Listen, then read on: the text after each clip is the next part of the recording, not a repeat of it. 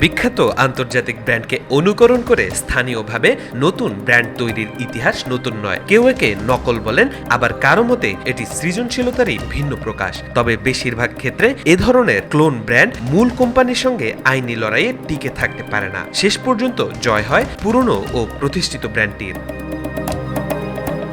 কিন্তু পাকিস্তানে ঘটেছে ব্যতিক্রমী এক ঘটনা। বিশ্বখ্যাত কফি ব্র্যান্ড স্টারবাকস আইনি লড়াইয়ে হেরে গেছে করাচি ভিত্তিক স্থানীয় ব্র্যান্ড সাত্তারবক্সের কাছে। প্রায় 12 বছর ধরে চলা ট্রেডমার্কের মামলার পর পাকিস্তানের আদালত রায় দিয়েছেন সাত্তারবক্সের পক্ষে।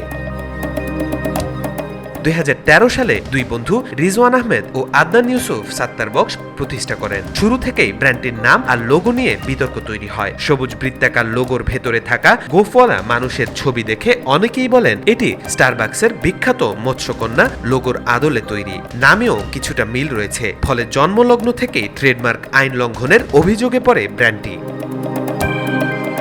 স্টারবাকসের দাবি ছিল নাম ও লোগোর মিল মানুষকে বিভ্রান্ত করতে পারে, যার ফলে স্টারবাকসের ব্র্যান্ড ভ্যালু ক্ষতিগ্রস্ত হতে পারে এবং আর্থিক ক্ষতির আশঙ্কাও থাকে। তাই পাকিস্তানের আইন অনুসারে তারা সাত্তারবক্সের বিরুদ্ধে মামলা করে। অপরদিকে সাত্তারবক্সের প্রতিষ্ঠাতাদের যুক্তি ছিল ভিন্ন। তাদের দাবি এটি সরাসরি নকল নয়, বরং এক ধরনের প্যারোডি। তারা বলেছিলেন গোফওয়ালা মানুষের প্রতীক পাকিস্তানি সংস্কৃতির সঙ্গে মিলে যায়, যা স্টারবাকসের মৎস্যকন্যার সঙ্গে কোনোভাবেই এক করা যায় না।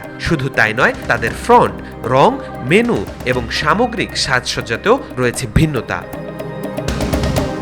তবে শুরু থেকেই সাত্তারবক্স চেষ্টা করেছে নিজস্ব পরিচয় গড়ে তুলতে। কফির পাশাপাশি স্থানীয় ও আন্তর্জাতিক স্বাদের অভিনব মেনু তৈরি করেছে তারা, যেমন বেশরম বার্গার, যা বার্গার হলেও রুটি বা বান ছাড়াই পরিবেশন করা হয়। আবার লক পিৎজাতে ভারত পাকিস্তান সম্পর্কে ব্যঙ্গ করা হয়েছে, একাংশ নিরামিষ, অন্যাংশ আমিষ।